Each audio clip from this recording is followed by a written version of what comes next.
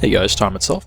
I wasn't really sure if I wanted to post this. Well, actually, I am sure I want to post this. I'm just not sure what the YouTube reaction will be, because this is a close game. We ran across another team, and they put up a good fight. They were willing to stick it out, and once they finally lost their 6th random, who was like non-prestige terrible and was really hurting them, the game started getting pretty close.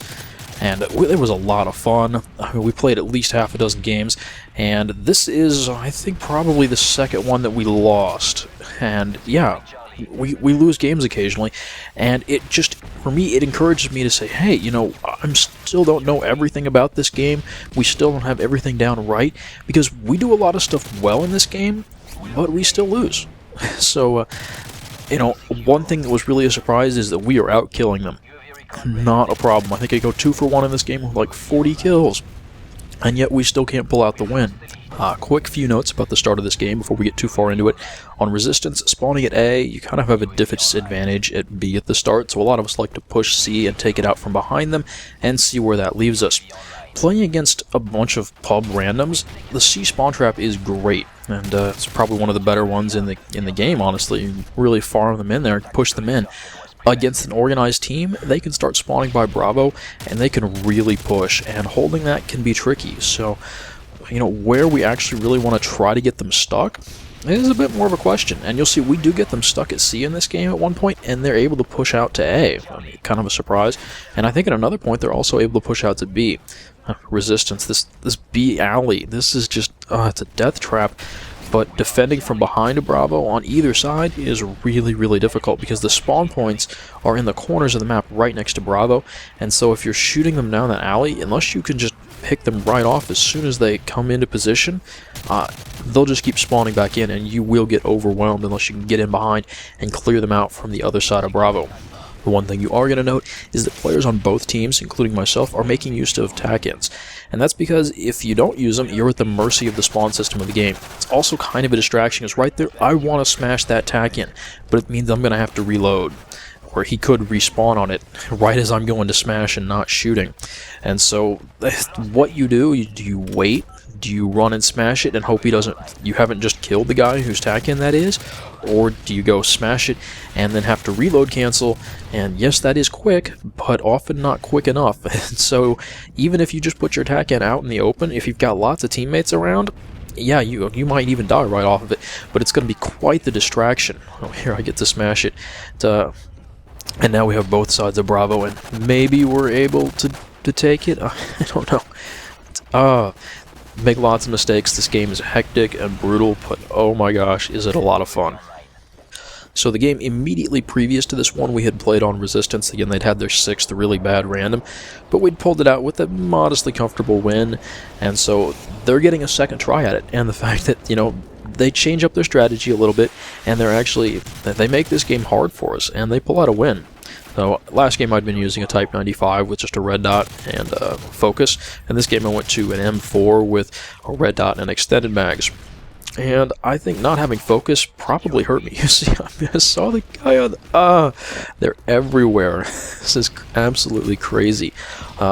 And since I have Stalker instead of Steady Aim, I don't have Sleight of Hand either, so I get a slow weapon swap. These FMG9s, not really the best choice. I would have been better off going with something else. So as far as team strategies go, I already did a commentary on chaining EMPs, and we are definitely doing that. The previous game, I think we had them down for about 4 minutes, and we made a mistake. One of the games in this series, we keep them EMP'd from like 3 minutes into the game to the end. Absolutely absurd. And I don't like that aspect of this game. People complain about the stealth bomber. I think the EMP is more ridiculous. I wish they'd change it, but until they take it out of the game, if we're not going to EMP them, they're going to be EMPing us, like you see now. And, you know, it's one of those things. I wish I could change my class in the game. Oh, almost got a kill on the toss back, and then we can talk about that actually. One thing they were doing is they were making good use of explosives on the points. SMAWs, RPGs, Semtex. and the like. You know me, I'm a fan of my C4. I like to put it on the point, walk away, and try to pick up something else. And you see, we 4 of us decide it's not worth pushing straight into Bravo. We're going to go around the back, pick up C from behind him, and if that means we get them split, trying to cover both sides of Bravo, well, that be it. And there's the other thing they're doing to defend the points, is that guy you saw with attack in, he has a striker. So yeah, when I was saying, you know, if you don't kill him, you're in trouble, yeah. If he respawns immediately, you're probably going to be in range for him to shoot you off of his tack-in, and you know, he can just kind of hip fire and go for it. Now, he was a major pain in the ass here. Props to him for being so effective, and he dies a lot, but he's able to really defend the points, and it's, you know, again, I'm going for 2 for 1, but I still can't push in and take the points. This is such an odd thing for us, because we used to have this happen to us in COD 4 and occasionally in Modern Warfare 2, where the other team would get more kills than us, but we wouldn't win. And, well, partly I think we're better at the game, but partly I think we've been playing too many Treyarch games, specifically Black Ops, where just kill the other team more is a viable option. Let's talk about tack-ins some more. I said, if you're not using them, you're at the mercy of the in-game spawn system, and they're obviously pushing together in coordinated places, so as they push in, we stop spawning there. I don't know what happened there, but tack-ins let you apply pressure, either defensively or offensively. And you'll see I've got 3 guys here at Charlie trying to deal with me, and they finally stomp out my tack-in. Yeah, I died, I'm not even sure if I got a kill, but I was doing 2 things. I was keeping those 3 guys there, and I was keeping them from spawning right next to me.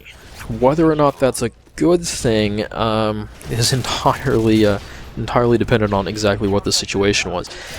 Because, again, it's an instant respawn game type. I mean, we are just going at it, and almost no one is watching kill cams, and so, you know, you basically, you see how long it takes me to reload my gun? It's faster to respawn. If I respawn in the action, well, why do I care? I mean, yeah, okay, I guess I gave them a kill, but if we're going to be keeping them EMP'd the entire game, it doesn't matter how many kills they get, you know, short of actually being able there and being able to do what I need to, because they're not going to get to call stuff in.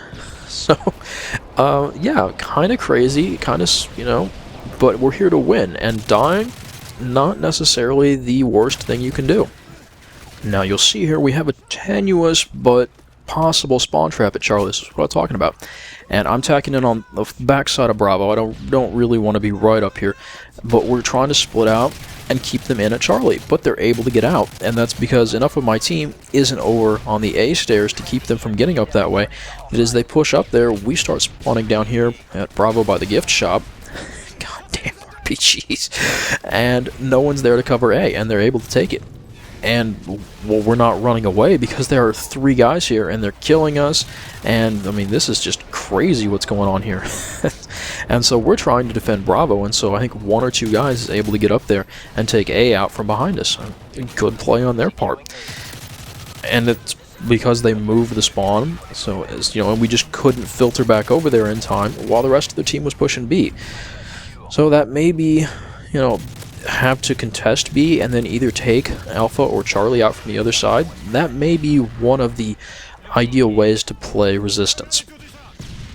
How do you stop that? You get on the other side of Bravo, you keep them from spawning in that corner, either over by the patio or in the gift shop quite as heavily, and you get multiple lines of sight on them so they can't all just focus down the narrow death alley that B is on. So, you see, I finally get over here, and I think I messed this up, but, you know, at least if I'm here, they're not going to spawn right in that back corner. And I get some crazy lag going on. But again, you know, my team is having a hard time splitting between the 2 points we're trying to defend. If we could probably get them stuck on this Charlie spawn trap, but it never really happens this game.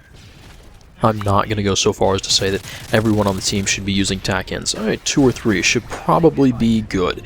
You want a good mixture of people running tack-ins, trophy systems, tactical grenades, flashes, and stuns. Just because, you know, if you can hold some presence in that area of the map, it's usually going to be enough to keep up some defense, just long enough that more people can get there and help out, and so you don't end up with the entire team mass respawning in the same point, because that's really what gets you in a lot of trouble in these situations. You see here, it's very obvious Bravo is going to be a problem. Smash one tack in, 3 guys and another tack in on the point. Are you serious? I mean, they really, really wanted that. And so, well, I'm not going to be able to take it from him. To come back for another one off my tack-in. And then all my team is respawning at A. And so now we really have to push out to go take another point. Charlie's probably going to be the easier one at this point. But, yeah. And so it comes down to controlling the spawns of the enemy team and, you know, killing them off their tack-ins when they use them. Otherwise, you know, trying not to be a victim of the spawn system.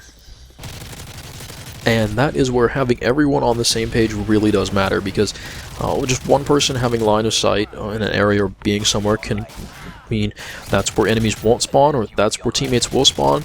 And respawn game types, how long it takes you to get to where you need to be, that's very, very important. That's probably the critical thing. Domination is a territory control game, an area control game, and by area it really means where you respawn and where you can get to off of your respawn before the enemies can. So yeah, tack-ins very, very useful in this kind of situation. Let's see. We're trying to make a comeback, but at this point we need to dominate to win, and so it's kind of like, oh darn, oh well. Anyway, if you guys like this, I'm going to refer you to one of the people actually I've had in my sub box for a while who covers some pro pub, as it's called, Domination games, if you like this sort of thing. Sinister X, and I'll leave a link to his channel because he does a really good job. He's not actually a pro club player so much himself. He likes to do commentaries on those gameplays. So I will leave that if you enjoyed this. Otherwise, yeah, I'm going to go stomp some noobs because that would be a nice change of pace, wouldn't it? May is going to be pretty busy. I'm still going to try to get some commentaries up, but we'll just have to see how things go. Anyway, thanks for watching, guys, and I will see you later.